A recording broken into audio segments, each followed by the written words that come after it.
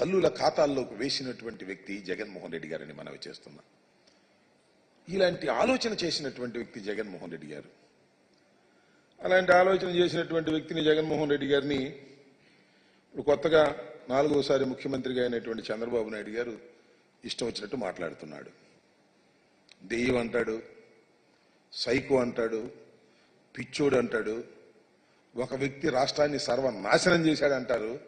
ఏమండి చంద్రబాబు నాయుడు గారు, 14 సంవత్సరాలు ముఖ్యమంత్రిగా మీరు చేసినప్పుడు రానటువంటి ఒక గొప్ప ఆలోచన వచ్చినటువంటి వ్యక్తి జగన్మోహన్ రెడ్డి గారు సమాజం గురించి ఆలోచించినటువంటి వ్యక్తి అని ఈ సందర్భంగా నేను చెప్పదలుచుకున్నా. అయితే సరే 5 సంవత్సరాలు అమలు చేశాం. మళ్ళా తెలుగుదేశం కూటమి కూడా ఈ అమ్మ ఒడి కార్యక్రమాన్ని కాపీకొట్టింది. 15,000 రూపాయలు జగన్మోహన్ రెడ్డి గారు ఇస్తున్నాడు.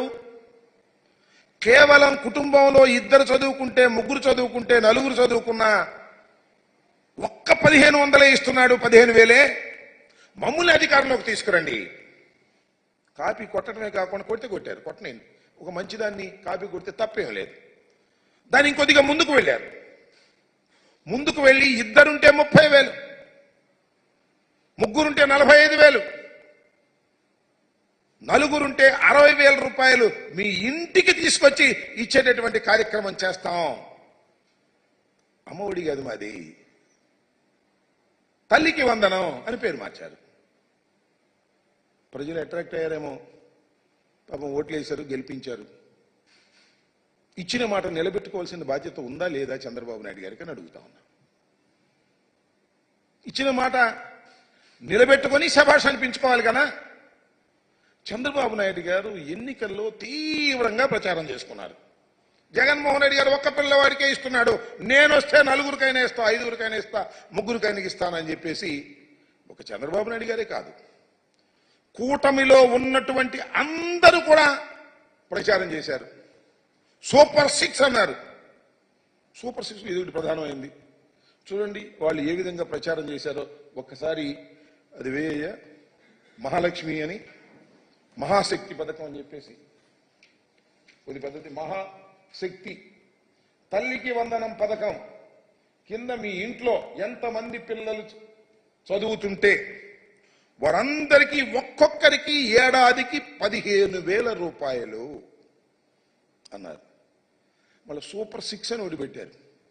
ఆ సూపర్ 6 ఒకసారి సూపర్ 6లో కూడా చాలా ప్రయత్నం చేశారు. సూపర్ 6లో కూడా కొద్ది పెద్దది, సూపర్ 6లో రెండోదే. ఆ సూపర్ 6లో చాలా పెట్టారనుకోండి.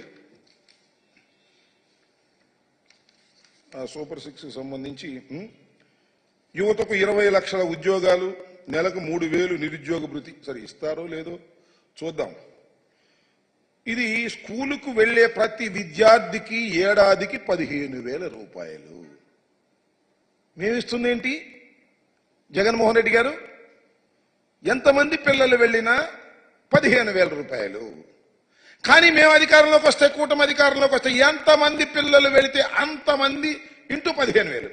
2 వెళ్తే 30,000 ఈ రకంగా చెప్పుకొచ్చారు. ఇది వీటిలో పెడతానే కాదు, ఎన్నికల ప్రచారాలకు వెళ్ళినప్పుడు ఎంత బ్రహ్మాండంగా చెప్పారో ఒకసారి చంద్రబాబు నాయుడు గారిది ఒకసారి చూపించండి.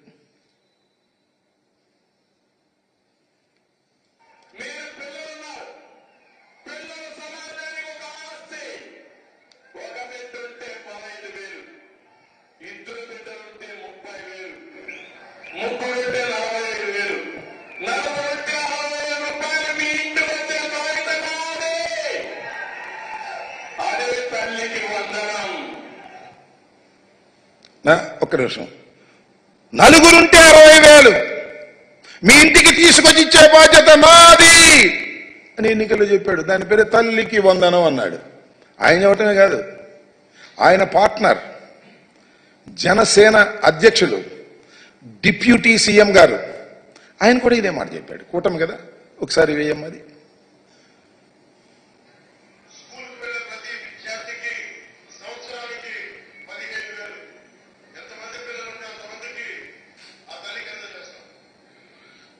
ఏమి డివియేషన్ లేదు, ఎంతమంది పిల్లలుంటే అంతమందికి ఆ తల్లికి అందజేస్తాం.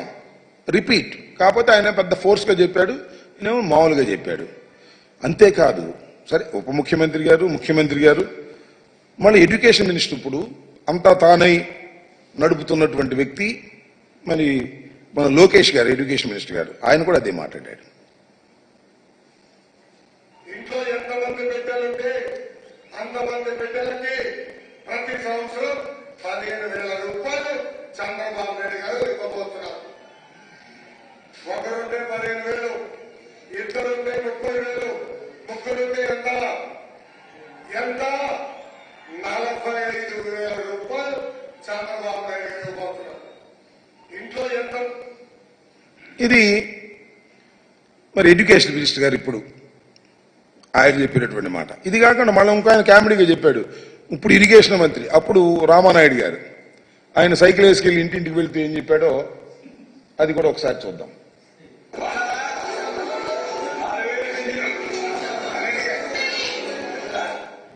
ఎందుకంటే ఏదయ్యా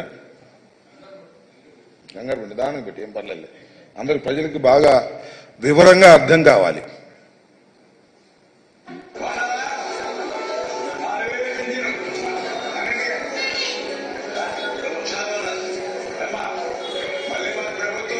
ఏంటయ్యా లేకపోతే తీసేయి, ఓకే, దాన్ని సరిగ్గా రాలేదు. సరే, అది ఇరిగేషన్ మంత్రి గారు చెప్పి కొద్ది కామెడీగా చెప్పాడులే. ఇంటింటికి వెళ్ళి ఒక చోట 4 పిల్లలు కనపడితే అమ్మ నీకు 15,000, నీకు 15,000, నీకు 15,000, నీకు 15,000, నలుగురికి 60,000 వచ్చేస్తాయి గుద్దేని సైకిల్ మీద అని సైకిల్ వేసుకెళ్ళి చెప్పాడు ఆయన. ఇంటింటికి వెళ్ళి ప్రచారం చేశారు. శభాష్, తప్పు లేదు. మీరు మేనిఫెస్టోలో పెట్టారు, వాగ్దానం చేశారు, సూపర్ 6లో పెట్టారు, ప్రచారం చేసుకున్నారు, ఓట్లు వేసుకున్నారు, అధికారంలోకి వచ్చారు. ఏం చేయాలి ఇప్పుడు? అమలు చేయాలా లేదా? అమలు చేయాల్సిన బాధ్యత మీకుందా లేదా? రాత్రేనండి GOMS 29 రిలీజ్ చేశారు. అంతేగా, GOMS